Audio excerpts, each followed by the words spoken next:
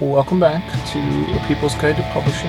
I'm your host, Joe Beal, the autistic publisher, author of People's Guide to Publishing the book, and founder and CEO of Microcosm. I'm Ellie Blue. I'm the editorial and marketing director at Microcosm. What have you been up to? I'm having a lot of trouble getting my work done, to be honest. It's like there's a global pandemic stalling you out. There's a global pandemic stalling me out. So I'm clocking in for the amount that I can. But I guess, most of what I've been doing is off the clock with my personal writing projects, which I seem to have more energy for. So it goes. I can't complain. Plug in where you can plug in. Yeah. I built a luxurious porch office at home and have been really enjoying that. I'm surrounded by roses, and it's really quite ideal in so many ways. Walls of greenery. Mm-hmm. So this week we had a question to sort of executively summarize how, the role that chain stores play in the publishing sphere. And specifically book chain stores, rather than like Costco or Target or Walmart, which play a very, very different role than the ones we'll talk about today. So when we're talking about chain stores, I always think about, I grew up in a place where there were a lot of bookstores at the time, but the ones I went to most often were the suburban ones, which were Walden Books and Barnes & Noble. Oh, interesting. You had a Barnes that early. Yeah, there's one in North Haven. You did not have a B. Dalton. Nope, never heard of B. Dalton until I was older. But Walden Books always, I always found the weirdest books at Walden Books. Yeah, Walden Books had very interesting purchasing habits. I found the same thing to be true. Not like better books, but weird, yeah. I mean, yeah, I found so many Loom Panics titles at Walden Books. Oh, whoa. Living Naked and Frugal was a book that you could buy at the Walden Books store. Wow. But yet, you could always find the Satanic Bible there. In the 80s, the major chains were Crown, B. Dalton, and Walden Books. And then, swiftly, the world shifted to the Superstore model of, you may have heard of Borders Books, and Barnes & Noble, as you mentioned. And they... the expectation would be, and to some degree the reality was, that they drove a lot of the independents out because they would have these, 10,000, 15,000 square feet superstores where they would just have every book you could imagine. Not just Living Naked and Frugal. I mean, in theory they did, but in reality they just had the new ones and then sort of a random selection of the most boring older books. Right. I remember often getting a book that was a new book that had a cool cover and then being disappointed by the contents. That was my main. Oh. I was much more likely to find a cool book at the library than at Barnes & Noble, but I kept going back. Right. Did you hear that feedback, Barnes & Noble? Still relevant today. Barnes & Noble, you can do better. Do it for the teenagers. Try to be at least as good as the library. I wanted to look it up this morning to see if there was like a last Blockbuster type, one last B. Dalton or one last Walden Books store or one last Crown Books. But nowadays, it's Books A Million is a chain that exists largely in the South. And you'll have half-price books, mostly in Texas, but in lots of other states too. And still holding on, Barnes & Noble, despite closing 200 and some stores, they still have about 600 and change stores left, which sounds like a lot. And there's a common mythology that I run into just about every single day when I tell people that I work in publishing, is that they swear up and down that there are no bookstores where they live, which I can normally prove them wrong in the span of 30 seconds. Because while there have been massive, massive closures, 75% of bookstores are now independent bookstores. There's roughly 3,500 bookstores still in existence in the United States alone, and roughly 75% of those are independents. So that's a lot. And how has that percentage changed since the 80s and 90s? So I normally look at the last 13 years, where the number of independent bookstores increased 24%. And partially that's, you might notice also that's the window with which Borders collapsed. So that was independents replacing Borders. And in some cases, like I met one woman at Winter Institute who literally owns her independent store in a former Borders location. Wow. You know, and I was like, this is really cool. Uh-huh. You know, so sometimes it's that direct. Like my childhood bookstore, Max Backs, you know, they said that their best year ever was the year after the Borders store went out of business, and then they were the only bookstore on that side of town. Wow. So the other major difference is those same stores are also selling 27% more books than they were prior. Wow. Barnes & Noble is, and to a much, much lesser, you know, Books A Million has, I believe, in the neighborhood of 100 stores left. So looking at it holistically, why did the chains go away? Why did the chains go away? It seems like they had such a certain stranglehold on our industry. Was there like a meteor or something?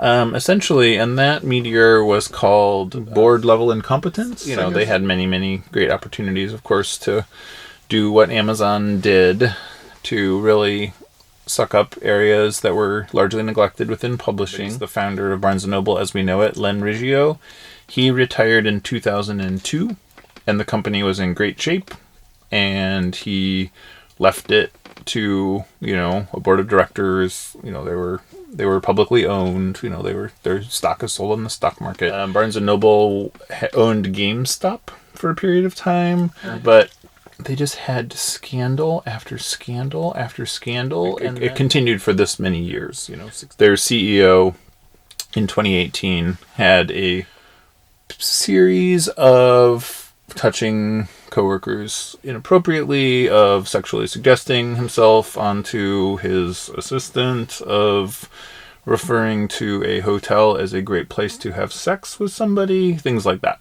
when he was on business trips. There's allegations that he also had some sort of backroom deal that went against the best interest of the corporation that he was involved in, but you can't find a lot of specifics because it was settled out of court. So what happened then is, you know, they fired him, which is not a bad idea by any measure. That's like kind of what you have to do in a situation like that.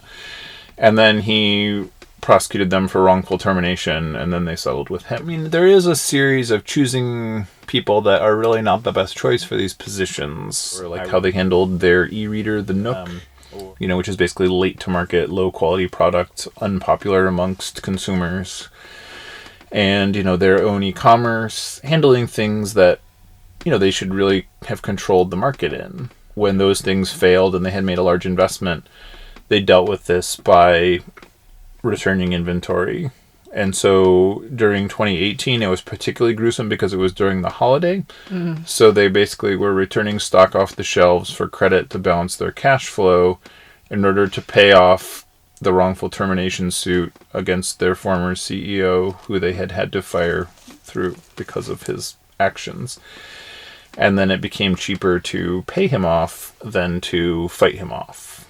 And, you know, when you don't have stock on the shelves during the holidays, obviously your holiday sales go down during the fourth quarter, which is like when people buy the most books by like a wide margin. And so I don't know if returning inventory is literally listed as a best practice in their corporate ledger, but it's very, very much how they behave for 16 years. How have they survived that? Len Riggio still owns a good amount of their stock, and he had come back at one point. And so he has been really the only person that can seemingly run the company well. So the expectation is that he would come out of retirement yet again to run the company again.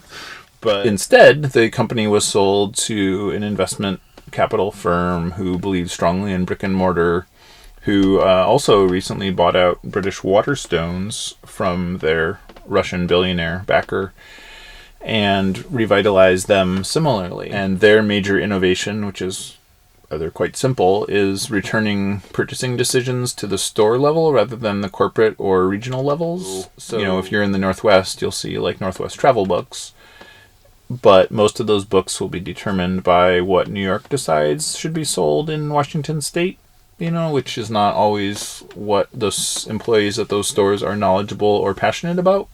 So now they can do the basic common sense best practice of putting the books in the stores that they can sell the most of, which is like why the independents have been so successful. So it does seem like Barnes & Noble is setting itself up for potentially succeeding. Is this going to be good for independence or bad for independence? It will probably be neutral for independence because we've watched Amazon withdraw from books over the last 6 months. So what we will probably see is Barnes & Noble chew that market share back that Amazon took from them in the first place. I mean, remember when Barnes & Noble and Borders were like the big bad, and then Amazon came in and was like so much bigger and badder, and now Barnes & Noble seems almost friendly and cozy, like a neighbor your size almost. Publishers, for better or worse, need or at least rely upon a company like that where they can have a major sale, so they can say this is a national interest title. Will you be buying 4,000 or 5,000 copies? And that just doesn't really exist at the moment, with Amazon's withdrawal. That has really been what's hurting publishers, because when you sell to third-party vendors, those sales just kind of disappear into the ether almost mysteriously. It's like they're all ARCs or something. I bet they are. Or like review copies, or, books that were not ever sold in the first place. No, yeah, it is interesting. It could actually be bad for independence, but in more likelihood, like anything that's corporate is just never well managed, is sort of the reality, and it just has a different feel and vibe, and, there's a kind of person that wants like a defatted milquetoast experience, that you can't really get in an independent bookstore, Mm-hmm. And you can definitely still get that at Barnes & Noble, or you can go to like a special order counter and like special order your own book and have a good laugh with yourself and, see if that works out. Thanks for joining us once again. Please send your questions to podcast@microcosmpublishing.com so we can answer them on future episodes. And please give us 5 stars on iTunes and everywhere else that podcasts are reviewed. You can find us on the internet at microcosm.pub. On Twitter at Microcosm. On Facebook at Microcosm Publishing.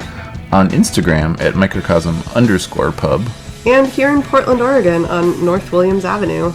Thank you so much. Have a wonderful week.